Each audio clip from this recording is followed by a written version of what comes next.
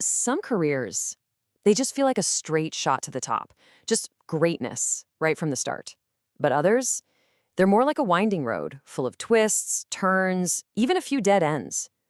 This is the story of one of those careers, the story of a player who really, truly took the long way home. Yeah, those were the words he chose, the words to define his entire career. And what a story it is, one of defiance, of identity, and this just rock solid belief that he belonged, no matter what anyone else said. And that journey, well, like so many of the great cricket stories we know, it all came to a head at the Sydney Cricket Ground. It's funny, that place. It's always a place of beginnings and, eventually, endings. So picture this. The fifth Ashes test is done. Australia's got the win. The confetti is starting to settle. But the loudest roar you hear that day, it's not for the win. It's for one man. There's just something about that final walk, isn't there? It's like the light fades just a little bit slower. The sound of the applause, it's different. It's part celebration, sure, but it's also part farewell. And for Usman Khawaja, that baggy green he's holding up for the last time, man, it carries so much more than just the weight of a career.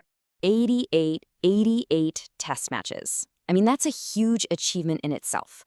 But the thing is, the numbers, they really only tell a tiny part of his story. So let's go back. Before all the cheers, before all the awards, there was just a boy. A boy caught between two completely different worlds, just trying to find his place in a game that, frankly, didn't look anything like him. He was born in Islamabad, Pakistan, but he grew up in the western suburbs of Sydney. So on the outside, he's living this classic Australian life, right?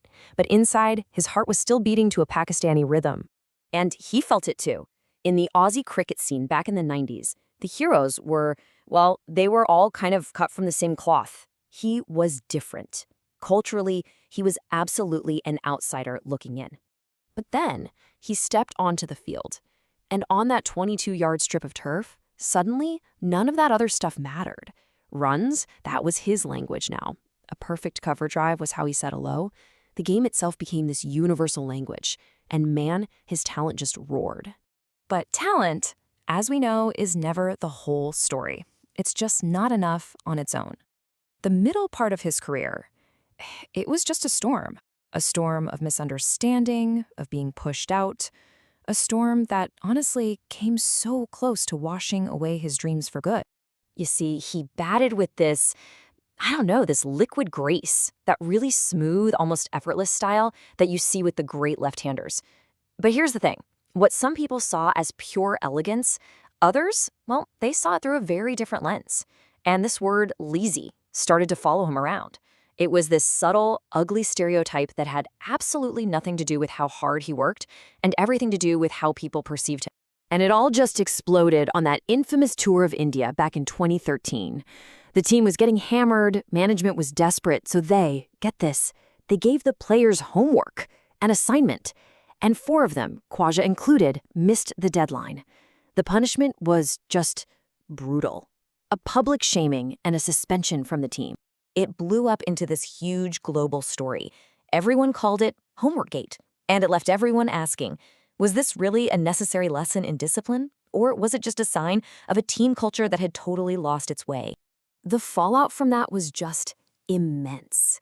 He was dropped, and not for a game or two, for 2.5 long years. His baggy green just sat there gathering dust.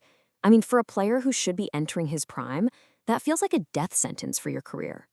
But in the ashes of that exile, a whole new story was just waiting to be written. A story of, well, resurrection. This wasn't just a comeback. This was his second life. So let's jump forward. We're back at the SCG. It's January 2022. He's not even supposed to be playing. He's a last-minute call-up because another player got COVID. He's basically the forgotten man, and he gets this one last chance.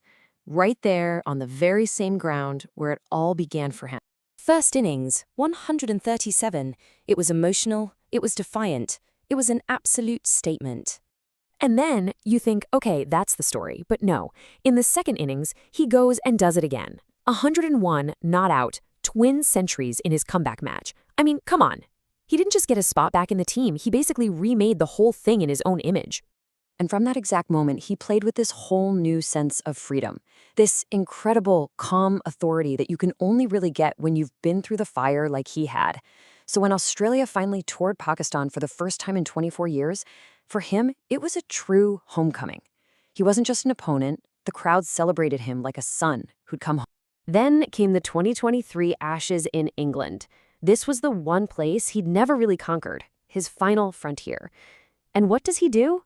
He completely dominates. 496 runs, more than anyone else on either team.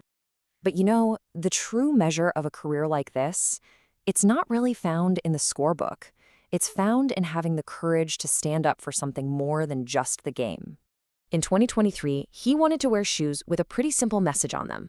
All lives are equal. But the governing body banned it, saying it broke the rules against political statements. So what did he do? He wore a black armband instead.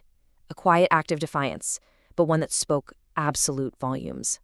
Look, he wasn't just the first Muslim to play for Australia. He was the player who proved that you could be different, and you could still be a leader. By challenging the old culture, by finding his own voice, he basically gave a whole new generation of players, from every background you can imagine, a blueprint for how to belong. You know, in the end, the statistics, they'll fade. The records, they'll get broken. That's how it works. But the legacy of Usman Khawaja, that's going to endure, because he didn't just play the game, he changed it. The game is different now. The country is different. All because he played.